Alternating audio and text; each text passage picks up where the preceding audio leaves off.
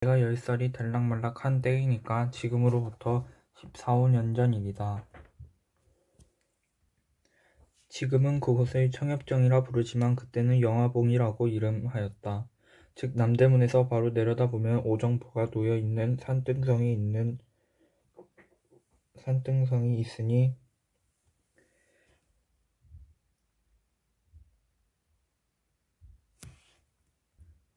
그 산등성이 이쪽이 영화봉이요. 그새에 있는 동네가 역시 연화봉이다.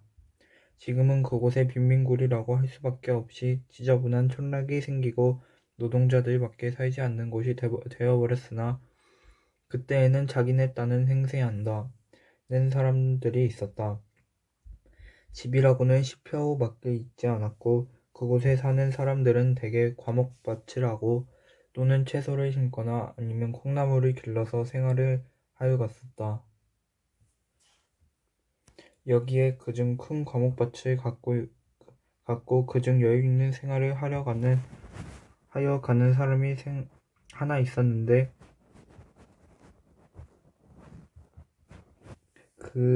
그의 이름은 잊어버렸으나 동네 사람들이 부르기를 오생원이라고 불렀다. 얼굴이 동통하고 목소리가 마치 여름에 버드나무에 앉아서 길게 목 느려 우는 매미 소리같이 저르렁저르렁 하였다. 그는 몹시 부지런한 중년 늙은이로 아침이면 새벽 일찍 일어나서 앞뒤로 뒷짐을 지고 돌아다니며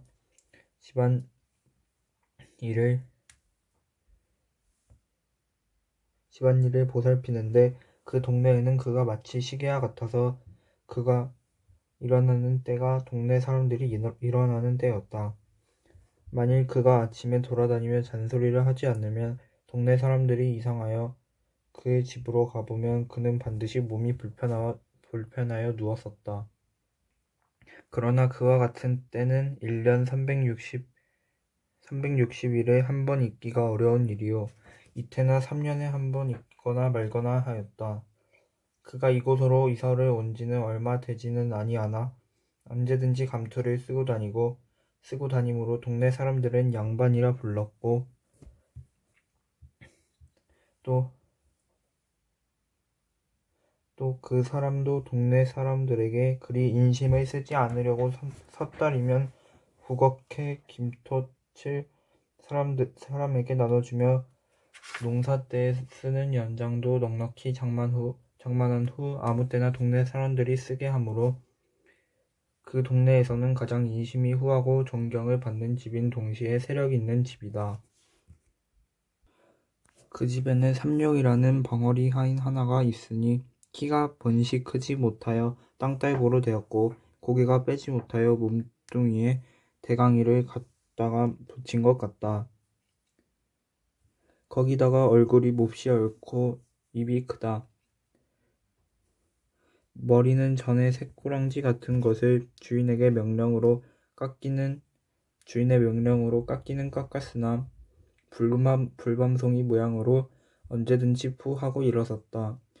그래 걸어다니는 것을 보면 마치 옴두꺼비가 서서 다니는 것 같이 숨차 보이고 더디어 보인다. 동네 사람들이 부르기를 삼룡이라고 부르는 법이 없고 언제든지 벙어리라고 하든지 그렇지 않으면 앵모 한다.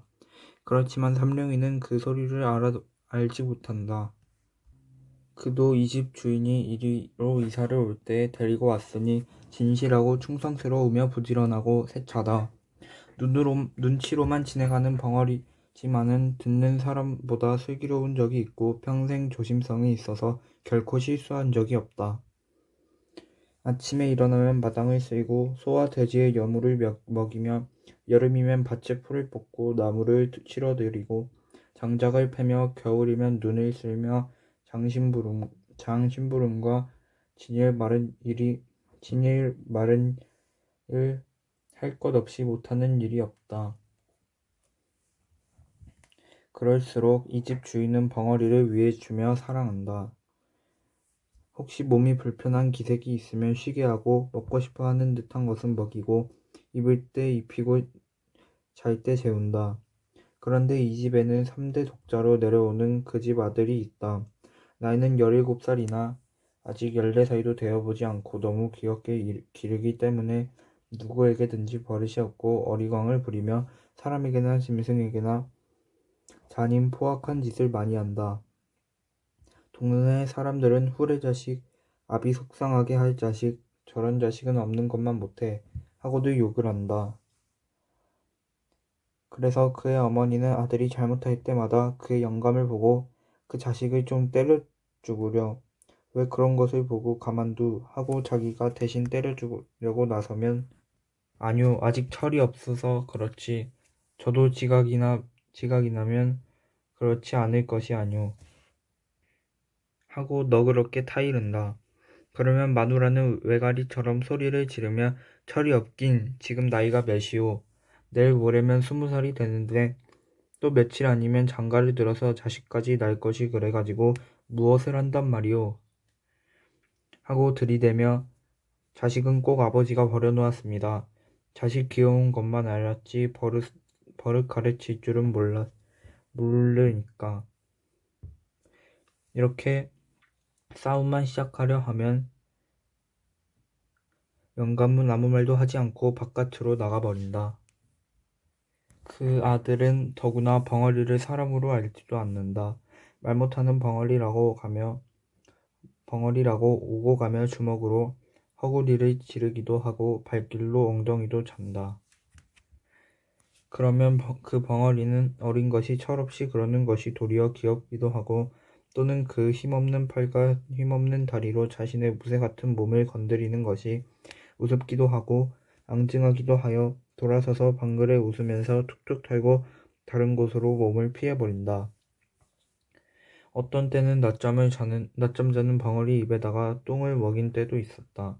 또 어떤 때는 자는 벙어리 두 팔 두 다리를 살며시 동여매고 손가락과 발가락 사이에 화승불을 붙여놓고 즐겁하고 일어났다.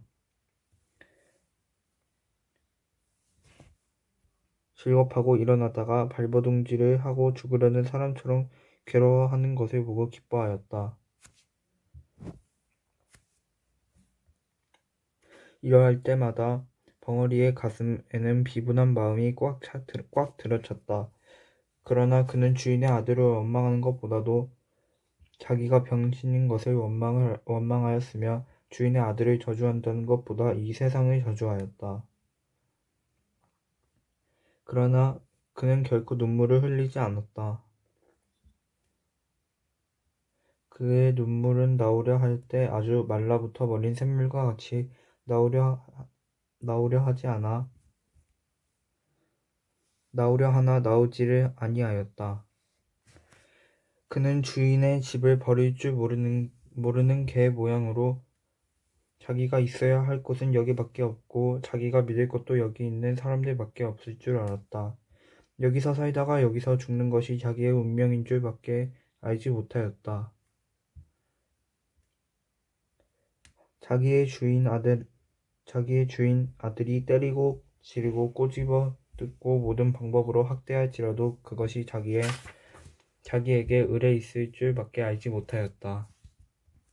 아픈 것도 그 아픈 것이 의뢰 자기에게 돌아올 것이요 쓰린 것도 자기가 받지 않아서는 안 될 것으로 알았다. 그는 이 마땅히 자기가 받아야 할 것을 어떻게 해야 면할까 하는 생각을 한 번도 하여 본 일이 없었다. 그가 이 집에서 떠나가려거나 또는 그의 그의 생활 환경에서 벗어나려는 생각은 한 번도 해보지 못하였다. 할지라도 그는 언제든지 그 주인 아들이 자기를 학대하고 또는 자기를 못살게 굴 때 그는 자기의 주먹과 또는 자기의 힘을 생각하여 보았다. 주인 아들이 자기를 때릴 때 그는 주인 아들 하나쯤은 넉넉히 대시할 힘이 있는 것을 알았다. 어떠한 때는 아픔과 쓰림이 자기의 몸으로 스며 뜰 때면 그의 주먹은 떨리면서 어린 주인의 몸을 치려하다가는 그것을 무서운 고통과 함께 꽉 참았다. 그는 속으로 아니다. 그는 나의 주인의 아들이다. 나의 어린 주인이다. 하고 꾹 참았다. 그러고는 그것을 얼핏 잊어버렸다. 그러다가도 동네집 아이들과 혹시 장난을 하다가 주인 아들이 울고 들어올 때엔 그는 황소같이 날뛰면서 주인을 위하여 싸웠다. 그래서 동네에도 어린애들이나 장난꾼들이 벙어리를 무서워하여 감히 덤비지를 못하였다. 그리고 주인 아들도 위급한 경우에는 언제든지 벙어리를 찾았다. 벙어리는 얻어맞으면서도 기어드는 충견 모양으로 주인의 아들을 위하여 싫어하지 않고 힘을 다하였다. 벙어리가 23살이 될 때까지 그는 물론 이성과 접촉할 기회가 없었다. 동네 처녀들이 저를 벙어리 하며 괴상한 손짓과 몸짓으로 놀려먹음을 받은 적에 분하고 곤란한 중에도 느긋한 즐거움을 느끼어 본 일은 있었으나 그가 결코 사랑으로서 어떠한 여자를 대해본 일은 없었다. 그러나 정욕을 가진 사람인 벙어리도 그의 피가 차디찰 리는 없었다. 혹 그의 피는 더욱 뜨거웠을는지는 알 수 없었다. 뜨겁다 못하여 엉기어버린 엿과 같을지도 알 수 없었다. 만일 그에게 볕을 주거나 다시 뜨거운 열을 준다면 그의 피는 다시 녹을지도 알 수 없었다. 그가 깜빡깜빡하는 기름 등잔 아래에서 밤이 깊도록 집신을 삼을 때면 남모르는 한숨을 안 쉬는 것도 아니지만은 그는 그것을 곧 억제할 수 있을 만큼 정욕에 대하여 벌써 단념을 하고 있었다. 마치 언제 폭발이 될는지 알지 못하는 흐화산 모양으로 그의 가슴 속에는 충분한 정열을 깊이 감추어 놓았으나 그것이 아직 폭발할 시기가 이르되지 못한 것이었다. 비록 폭발이 되려고 무섭게 격동함을 벙어리 자신도 느끼지 않는 바는 아니지만은 그는 그것을 폭발시킬 조건을 얻기 어려웠으며 또는 자기가 여태까지 능동적으로 그것을 나타낼 수 없을 만큼 외계의 압축을 받았으며 그것으로 인한 이지가 너무 그에게 자제력을 강대하게 하여 주는 동시에 또한 너무 그것을 단념만 하게 하여 주었다. 속으로 나는 벙어리다. 자기가 생각할 때 그는 몹시 원통함을 느끼는 동시에 나는 말하는 사람들과 똑같은 자유와 권리를 없는 줄 알았다. 그는 이와 같은 생각에서 언제든지 단념 않으려야 단념하지 않을 수 없는 그 단념이 쌓이어 지금에는 다만 한 개의 기계와 같이 이 집의 노예가 되어 있으면서도 그것을 자기의 천직으로 알고 있을 뿐이요. 다시는 자기가 살아갈 세상이 없는 것 같이밖에 알지 못하게 된 것이다. 그해 가을이다. 주인의 아들이 장가를 들었다. 색시는 신랑보다 2살 위인 19살이다. 주인이 본시 자기가 언제든지 문벌이 얕은 것을 한탄하여 신부를 구할 때의 첫째 조건이 문벌이 높아야 할 것이었다.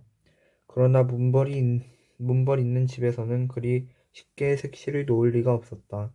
그러므로 하는 수 없이 그 어떠한 영락한 양반의 딸을 돈을 주고 사오다시피 하였으니 무남 동료의 딸을 둔 남촌 어떤 과부를 꿀을 발라서 약혼을 하고 혹시나 무슨 딴소리가 있을까 하여 부랴부랴 성례식을 시켜버렸다. 혼이 날 때의 그 비용도 그때 돈으로 3만 양을 썼다.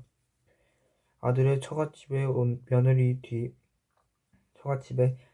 뒤 보아주는 바느질 빨래사기라는 명목으로 한 달에 2,500냥씩을 대주었다. 신부는 자기 아버지가 돌아가기 전까지 상당히 견디기도 하고 하여 또는 금지옥역같이 기른 터이라 구식가정에서 배울 것, 익힐 것 못하는 것이 없고 게다가 또는 인물이라든지 행동거지에 조금도 구김이 있지 아니하다.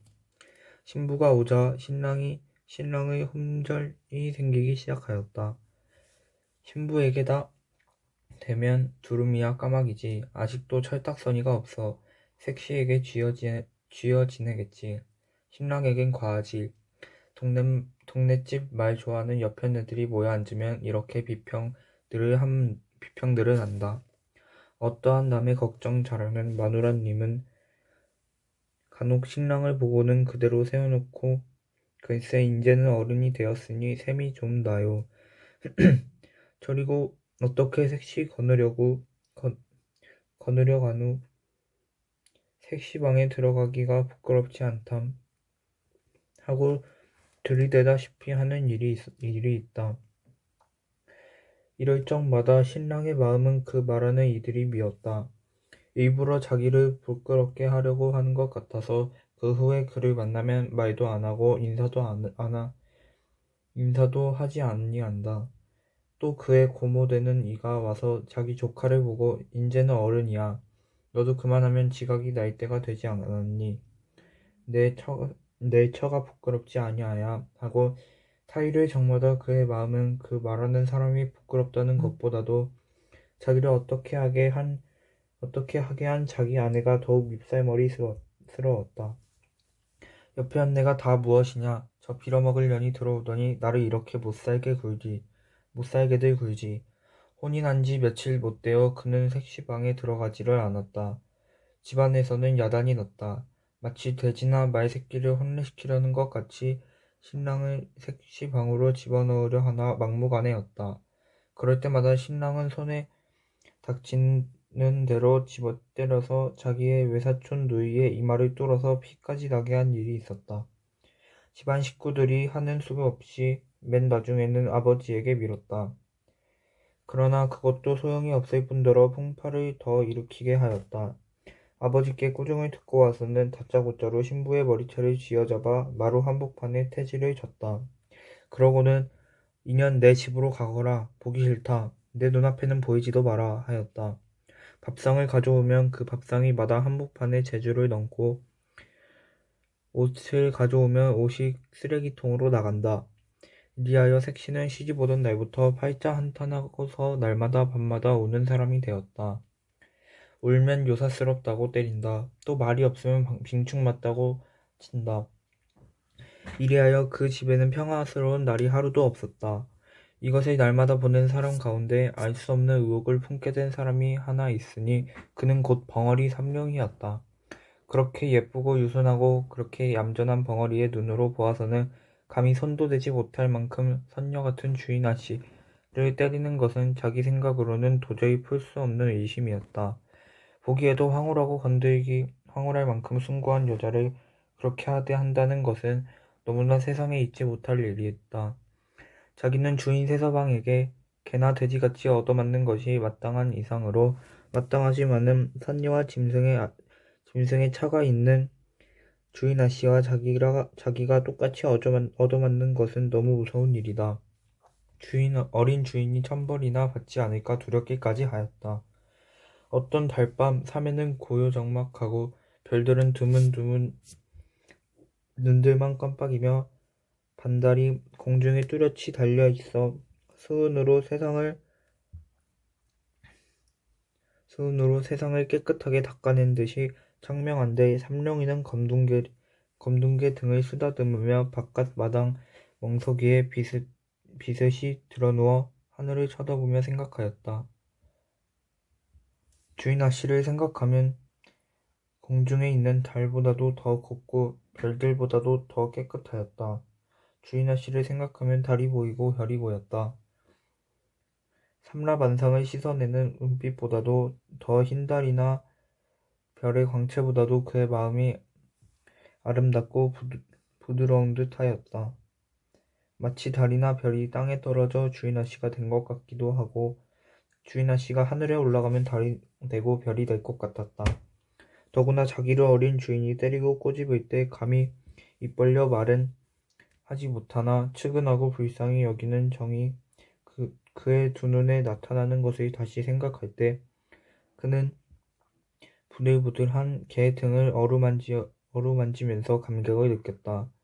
걔는 꼬리를 치며 자기를 귀여워하는 줄 알고 벙어리에 손을 핥았다. 삼룡이의 마음은 주인 아씨를 동정하는 마음으로 가득 찼다. 또는 그를 위하여 자기의 목숨이라도 아끼지 않겠다는 듯 울분에 넘치었다. 그것은 마치 살구를 보면 입속에 침이 도는 것 같이 본능적으로 느껴지는 감정이었다. 주인 아씨가 온 뒤에 다른 사람들은 자유로운 안출입을 그만했으나 벙어리는 마치 개가 맘대로 안에 출입할 수 있는 것처럼 아무 의심 없이 출입할 수가 있었다. 하루는 어린 주인이 먹지 않던 술이 잔뜩 취하여 무지한 놈에게 맞아서 길에 자빠진 것을 업어다가 안으로 들여 놓인 일이 있었다. 그때 아무도 안에 있지 않고 다만 주인 아씨 혼자 방에서 바느질을 하고 있다가 이 꼴을 보고 벙어리의 충성된 마음이 고마워서 그 후 쓰던 비단 헝겊 조각으로 보시 쌈지 하나를 만들어 준 일이 있었다. 이것이 새서방님의 눈에 띄었다. 그래서 주인 아씨는 어떤 날 밤 자던 몸으로 마당 복판에 머리를 푼 채 내동댕이 찾았다. 그리고 온몸에 피가 맺히도록 얻어맞았다. 이것을 본 벙어리는 또다시 의분의 마음이 뻗쳐 올라왔다. 그래서 미친 사자와 같이 뛰어들어가 새서방님을 내어 던지고 주인 아씨를 둘러매었다. 그리고 나는 수리와 같이 바깥 사랑 주인 영감 있는 곳으로 뛰어가 그 앞에 내려놓고 손짓과 몸짓을 10번 20번 거푸하며 하소연하였다. 이튿날 아침에 그는 주인 새서방님에게 물풀이로 얼굴을 몹시 얻어맞아서 한쪽 뺨이 눈을 얼러서 피가 나고 주먹같이 부었다. 그 때릴 적에 새서방의 입에서 나오는 말은 이 흉측한 벙어리 같으니 내 여편네를 건드려 하고 부지 쌈지를 빼앗아 갈갈이 찢어서 뒷간에 던졌다. 그리고 이놈아 인제는 주인도 몰라보고 막 친다. 이런 것은 죽여야 해. 하고 채찍으로 그의 뒷덜미를 갈겨서 그 자리에 쓰러지게 하였다. 벙어리는 다만 두 손으로 빌 뿐이었다. 말도 못하고 고개를 몇백 번 코가 땅에 닿도록 그저 용서해 달라고 빌기만 하였다. 그러나 그의 가슴에는 비로소 숨겨있던 정의감이 머리를 들기 시작하였다. 그는 아픈 것을 참아가면서 북받치는 분노를 억제하였다. 그때부터 벙어리는 안방에 들어가지 못하였다. 이 들어가지 못하는 것이 더욱 벙어리로 하여금 궁금증이 나게 하였다. 그 궁금증이라는 것이 묘하게 빛이 변하여 주인 아씨를 배웁고 싶은 심정으로 변하였다. 배웁지 못함으로 가슴이 타올랐다. 몹시 애상의 정서가 그의 가슴을 저리게 하였다.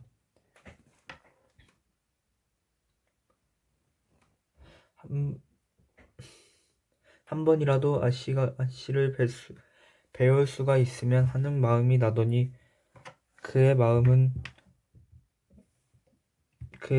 넋은 느끼기 시작하였다. 센티멘털한 가운데에서 느끼는 그 무슨 정서는 그에게 생명 같은 희열을 주었다. 그것과 자기의 목숨이라도 바꿀 수 있을 것 같았다. 어떤 때에는 그대로 대강이를 담을 뚫고 들어가고 싶도록 주인 아씨를 배우고 싶은 것을 꾹 참을 때도 있었다. 그 후부터는 밥을 잘 먹을 수가 없었다. 일도 손에 잡히지 않았다. 틈만 있으면 안으로 들어가고 싶었다. 주인이 전보다 밥과 음식을 주고 더 편하게 하여 주었으나 그것이 싫었다.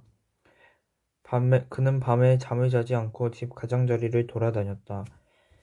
하루는 주인 새서방님이 술 취하여 들어오더니 집안이 수선수선하여지며 계집 하인이 약사로 갔다 들어오는 것을 보고 그 계집 하인을 붙잡았다. 그리고 무엇이냐고 물었다. 계집 하인은 한 주먹을 뒤통수에 대고 얼굴을 쓰다듬으며 둘째 손가락을 내밀었다. 그것은 그 집주인의 엄지손가락이요. 둘째 손가락은 새서방이라는 뜻이요. 주먹을 뒤통수에 대는 것은 여편네라는 뜻이요. 얼굴을 문지르는 것은 예쁘다는 뜻이요. 벙어리에게 쓰는 암호다. 그런 뒤에 다시 혀를 내밀고 눈을 뒤집어 쓰는 상상을 하고 두 팔을 싹 벌리고 뒤로 자빠지는 꼴을 보이니 그것은 사람이 죽게 되거나 앓을 적에 하는 말 대신 손짓이다. 벙어리는 눈을 크게 뜨고 계집 하인의 한 발자국 가까이 들어서며 놀라는 듯이 멀거니 한참이나 있었다. 그의 가슴은 무섭게 격동하였다. 자기의 그리운 주인 아씨가 죽었다는 말이 아닌가? 그는 두 주먹을 마주치며 한숨을 쉬었다. 그러고는 자기 방에서 무엇을 생각하는 것처럼 두어 시간이나 두 눈만 깜빡깜빡거리고 앉아 있었다. 그는 밤이 깊어갈수록 궁금증 나는 사람처럼 일어섰다. 앉았다 하더니 두시나 되어 바깥으로 나가서 뒤로 돌아갔다. 그는 도둑놈처럼 조심스럽게 바로 건넌방 뒤 미닫이 앞담에 서서 주저주저 하더니 담을 넘었다. 가까이 창 앞에 서서 문틈으로 안을 살피다가 그는 진저리를 치며 물러섰다. 어두운 밤에 그의 손과 발이 마치 그 뒤에 서 있는 감나무 잎같이 떨리더니 그대로 문을 박차고 뛰어 들어갔을 때 그의 팔에는 주인 아씨가 한 손에는 기다란 명주 수건을 들고서 한 팔로 벙어리에 가슴을 밀치며 뻗디디었다. 벙어리는 다만 눈이 둥그레서 에헤 소리 지르고 그 수건을 뺏으려 애쓸 뿐이다. 집안이 야단났다. 집안이 망했군. 어디 사내가 없어서 벙어리를 어떻든 알 수 없는 일이야 하는 소리가 이 구석 저 구석에서 수군댄다. 이튿날 아침에 벙어리는 온몸이 지직인 것이 되어 마땅에 거꾸러져 위에서 피를 토하며 신음하고 있었다. 그 곁에서는 새서방이 세 줄 몽둥이를 들고서 문초를 한다. 이놈 하고는 음란한 흉내를 모조리 하여 가며 건넌방을 가리킨다. 그러고 벙어리는 손을 내저을 뿐이다. 또 몽둥이에는 살점이 묻어나왔다. 그리고 피가 흘렀다. 벙어리는 타들어가는 목으로 소리도 못 내어 고개만 내젓는다. 그리고 피를 토하며 거꾸러지며 이마를 땅에 비비며 고개를 내흔든다. 땅에는 피가 스며든다. 새서방은 채찍 끝에 납 뭉치를 달아서 가슴을 훔쳐 갈겼다가 힘껏 잡아 뽑았다. 벙어리는 그대로 거꾸러지며 말이 없었다. 새서방은 그래도 시원치 못하였다. 그는 어제 벙어리가 새로 갈아놓은 낫을 들고 달려왔다. 그는 그 시퍼렇게 날선 낫을 번쩍 들었다. 그래서 벙어리를 찌르려 할 때 벙어리는 한 팔로 그것을 받았고 집안 사람들은 달려들었다. 벙어리는 낫을 뿌리쳐서 저리로 내던졌다. 주인은 집안이 망하였다고 사랑에 누워서 모든 일을 들은 채 만 채 문을 닫고 나오지 아니하며 집안에서는 색시를 쫓는다고 야단이다. 그날 저녁에 벙어리는 다시 끌려 나왔다. 그때에는 주인 새서방이 그의 입던 옷과 신짝을 주며 눈을 부릅뜨고 손을 멀리 가리키며 가 인제는 우리 집에 있지 못한다 하였다. 이 소리를 듣는 벙어리는 기가 막히었다. 그에게는 이 집 외에 다른 집이 없다. 살 곳이 없었다. 자기는 언제든지 이 집에서 살고 이 집에서 죽을 줄 밖에 몰랐다. 그는 새서방님의 다리를 껴안았고 애걸하였다. 말도 못하는 것을 몸짓과 표정으로 간곡한 뜻을 표하였다. 그러나 새서방님은 발길로 지르고 사람을 불렀다. 이놈을 좀 내쫓아라. 벙어리가 죽은 개 모양으로 끌려나갔다. 그리고 대갈배기를 개청 구석에 들이박히면서 나가 건드려졌다가 일어서서 다시 들어오려 할 때에는 벌써 문이 닫히었다. 그는 문을 두드렸다. 그의 마음으로는 주인 영감을 찾았으나 부를 수가 없었다. 그가 날마다 열고 날마다 닫던 문이 자기가 지금 열려 하나 자기를 내어 쫓고 열리지 않는다. 자기가 헌사하고 자기가 거두던 모든 것이 오늘에는 자기의 말을 듣지 않는다. 어려서부터 지금까지 모든 정성과 힘과 뜻을 다하여 충성스럽게 일한 값이 오늘에는 이것이다. 그는 비로소 믿고 바라던 것이 모두 자기의 원수란 것을 알았다.